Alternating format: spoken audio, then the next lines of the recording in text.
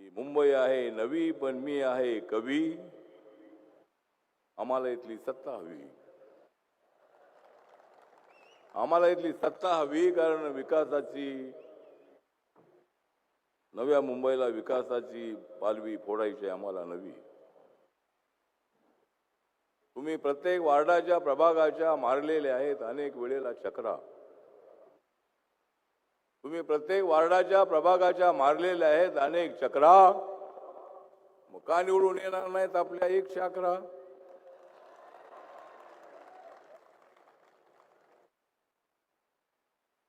इथे चालणार नाही ठाकरे बंधूंचा नकरा.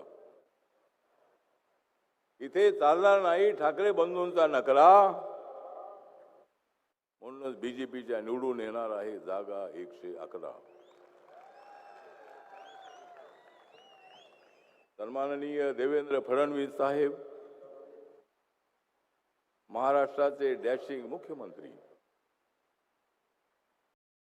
उद्धव ठाकरेंच्या, राज ठाकरेंच्या प्रत्येक शब्दाला एक जबरदस्त अशा पद्धतीचे उत्तर देणारे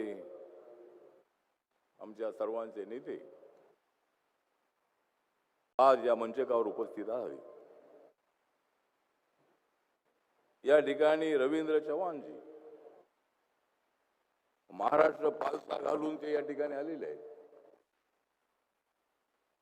गाडीतून उतरताना मी बघितलं की कोणी साऊथ इंडियन माणूस आलाय की काय. पण ठीक आहे, आपण सगळ्या महाराष्ट्रामध्ये गेला आणि अनेक दिग्गजांना एक जबरदस्त अशा पद्धतीचा धक्का देण्याचा आपण प्रयत्न केला. अनेक लोक बीजेपी मध्ये आपण आणले आणि नरेंद्र मोदींच्या नेतृत्वाखाली चाललेला विकासाचा जो गाडा आहे तो गाडा अजूनही गतिशीलतेने पुढे घेऊन जाण्याचा आपण प्रयत्न केला. या ठिकाणी गणेश नाईक साहेब आहेत. विकासाला गती देणार अशा पद्धतीचा माणूस, मनामध्ये कसलाही जातीचा किंवा कसली भावना न ठेवणारा, समतेचा विचार घेऊन जाणार अशा पद्धतीचा नेता. आणि या 111 जागांमध्ये जवळजवळ 9 लोक आमचे बौद्ध समाजाचे आपण उमेदवार दिलेले आहेत. पण त्यातले 1-2 आरपीआयचे दिले असते तर बरं झालं असतं. पण बौद्ध समाजाला पण न्याय दिला चांगली गोष्ट आहे. 111 जागांमध्ये 9 आमच्या बौद्ध समाजाचे लोक आहेत. गणेश नाईक हे अत्यंत डॅशिंग असणारे नेते आहेतच. सामना करायचा ठरवलं तर ते सामना करतात. आणि जाता जाता त्यांनी दिलेला आहे इशारा, जाता जाता त्यांच्या दुश्मनांना त्याने दिलेला आहे इशारा, म्हणून तुम्हाला दिसतोय सारा पसारा. या ठिकाणी मंदाताई म्हात्रे जी आहेत, आमच्या मॅडम अत्यंत ऍक्टिव्ह असणाऱ्या आमदार आहेत. भारतीय जनता पार्टी बरोबर अत्यंत प्रामाणिकपणाने ते अत्यंत चांगल्या पद्धतीचं काम करत आहेत. या ठिकाणी संजीवजी नाईक आहेत, आमच्या सोबत लोकसभेत होते आणि लोकसभेमध्ये असताना त्या ठिकाणी त्यांच्या बंगल्यावर, त्यांच्या घरी रोज 20, 30, 40 लोक जेवायला जायचे. फीस जे आहे ते फीस इकडून यायचे. त्यांना सांगितले सध्या मला फिश खायला मिळत नाही, त्यासाठी ते बोलले मला तिकडे दिल्लीला बोलवा. तर संजीव नाईक आमचे चांगले मित्र आहेत. सुभाष भोईर आहेत, संदीप नाईक आहेत, आमचे माजी महापौर, ज्यांना आपण महापौर बनवलं होतं ते सुधाकर सोनावणे, त्यानंतरच्या मुवमेंट पासून ते माझ्या सोबत आहेत. डॉक्टर राजेश पाटील बीजेपीचे जिल्हाध्यक्ष, सागर नाईक माजी महापौर, आमचे सिद्धराम मोहाळ, महेश खरे, सुरेश बारसिंग आणि अनेक मान्यवर मंचकावर उपस्थित आहेत. 29 महानगरपालिकाच्या ज्या निवडणूक आहेत त्या निवडणूक आपल्यासाठी प्रतिष्ठेच्या आहेत. नरेंद्र मोदी साहेबांच्या नेतृत्वाखाली देश विकासाच्या दिशेने फार पुढे जातो आहे. नरेंद्र मोदी हे विकास पुरुष आहे. नरेंद्र मोदींचा नारा आहे सबका साथ सबका विकास. नरेंद्र मोदींचा नारा आहे सबका साथ सबका विकास. मग का दिसणार नाही आपल्याला अंधार आहे त्या ठिकाणी प्रकाश? अंधाराच्या ठिकाणी प्रकाश निर्माण करण्याचं सामर्थ्य असणारा एक जबरदस्त नेता, विकास अत्यंत महत्वाचा मानून प्रत्येक खालच्या माणसाला वरती आणणारा माणूस. त्यांच्या 10 वर्षाच्या काळामध्ये 25 कोटी लोक गरीब रेषेच्या वर आले. आपल्याला माहित आहे की त्यांच्या काळामध्ये अनेक योजना सुरू करण्यात आल्या. बाबासाहेब आंबेडकरांच्या चैत्यभूमीच्या बाजूला असणाऱ्या इंदू मिलच्या जागेची मागणी गेल्या 20 वर्षापासून होत होती, 20-25 वर्षापासून होत होती. काँग्रेसच्या काळामध्ये ती जागा मिळाली नाही. 30 कोटी रुपये किमतीची जागा आहे. बाबासाहेबांसाठी कोटीचा विषय नाही.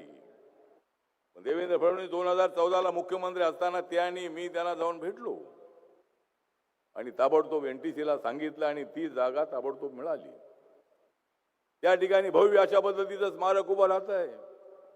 बाबासाहेबांचा 350 फुटाचा पुतळा, फाउंडेशन 100 फुटाचं. आणि या देशामध्ये सरदार वल्लभभाई पटेल यांचा पुतळा हा गुजरातमध्ये सर्वात उंच आहे. त्यानंतर दुसरा पुतळा बाबासाहेबांचा अत्यंत उंच पुतळा या देशामध्ये आहे. जागतिक कीर्तीचं अशा पद्धतीचं स्मारक त्या ठिकाणी होत आहे. महाराष्ट्र सरकारच्या वतीने 1200-1300 कोटी रुपये खर्च करून मोदी साहेबांच्या काळामध्ये संविधान मजबूत झालेलं आहे. कोण म्हणतो या देशाचं संविधान कोणी बदलणार आहे? मी माझ्या दलित समाजाला, बौद्ध समाजाला सांगतो की बाबासाहेब आंबेडकरांचं संविधान कुणालाच बदलता येणार नाही. जो बदलण्याचा प्रयत्न करेल त्याचा सत्यानाश झाल्याशिवाय राहणार नाही. बाबासाहेबांचं संविधान कोणी बदलू शकत नाही. नरेंद्र मोदींनी संविधानाला माथा टेकून शपथ घेतलेली आहे. नरेंद्र मोदीजी प्रधानमंत्री झाल्यानंतर त्यांनी 26 नोव्हेंबर हा दिवस संविधान दिवस म्हणून पाळण्याचं जाहीर केलेला आहे. प्रत्येक त्यांच्या पार्लमेंटच्या भाषणामध्ये, अनेक ठिकाणच्या भाषणांमध्ये बाबासाहेबांचं नाव ते घेतात. आणि काँग्रेसवाले बाकीचे लोक म्हणतायत की हे संविधान बदलणार. तर नरेंद्र मोदीजी संविधान बदलणारे नाही, ते संविधानाला मजबूत करणारे आहेत. हे आपल्या समाजामध्ये सातत्यानं गैरसमज करत असतात. म्हणून मी आपल्याला हे सांगण्यासाठी आलेलो आहे की नरेंद्र मोदीजी अत्यंत ऍक्टिव्ह असणारे प्रधानमंत्री आहे. संविधानाला मजबूत करणारे ते नेते आहेत. देवेंद्र फडणवीसजी महाराष्ट्राचे मुख्यमंत्री दुसऱ्यांदा झालेले आहेत. पहिली 5 वर्ष त्यांनी अत्यंत चांगल्या पद्धतीचं काम केलेलं आहे. मुंबई, नवी मुंबई अत्यंत डेव्हलपमेंटच्या दिशेनं ते जात आहे. अनेक कामं जी आहेत ती कामं पूर्ण करायची आहेत. आपल्या स्लममध्ये राहणाऱ्या माणसाला पक्का घर देण्याची स्कीम सुरू आहे. आणि नव्या मुंबईमधल्या ज्या ज्या समस्या आहेत तिथं बाजूला तिथे आपलं बुद्ध विहार आहे. सुंदर अशा पद्धतीचं बुद्ध विहार या ठिकाणी बांधण्यात आलेलं आहे, बाजूलाच आहे. आम्ही सर्व लोक जे आहोत, आम्ही सर्व लोक सर्वांना जोडणारे लोक आहोत. आम्हाला माणसं तोडायची नाहीत. उद्धव साहेब, तुम्ही आमच्या सोबत राहायला पाहिजे होतं. तुम्ही देवेंद्रजींच्या सोबत राहायला पाहिजे होतं. मी तुम्हाला सांगत होतो की तुम्ही तिकडे जाऊ नका, तुम्ही तिकडे जाऊ नका, तुम्ही तिकडे, मी तिकडून इकडे आलेलो आहे तर आपण तिकडे कशाला जाताय? ते काँग्रेसकडे गेले आणि अत्यंत त्यांना मोठा धक्का बसला. धनुष्यबाण त्यांच्यापासून आमच्याकडे आलं. पण उद्धवजींनी विचार करणं अत्यंत आवश्यक होतं. पण ठीक आहे, आपण राज साहेबांना सोबत घेतलेला आहे, घ्या, पण तुम्हाला यश अजिबात मिळणार नाही. मुंबईमध्ये, नव्या मुंबईमध्ये, मुंबई आमची प्रतिष्ठेची आहेच आहे. आज आपली सभा तिथं आहे. पण नव्या मुंबईच्या ज्या समस्या आहेत त्या समस्या सोडवण्यासाठी राज्याचं सरकार आपल्या सोबत आहे. आणि गणेश नाईक साहेब, मंदाताई हे 2 आमदार आपल्या विधानसभेमध्ये आहेतच. आणि आपल्या ज्या ज्या समस्या आहेत त्या सोडवण्यासाठी राज्य सरकार कटिबद्ध आहे. आणि त्यासाठीच या ठिकाणी आजची सभा ठेवलेली आहे. मी जास्त वेळ न घेता या ठिकाणी मी सगळे जे आपले उमेदवार 111 उमेदवार आहेत त्यांना शुभेच्छा देतो. तुमचं कमळ जे आहे ते कमळ फुललेलं आहेच आहे.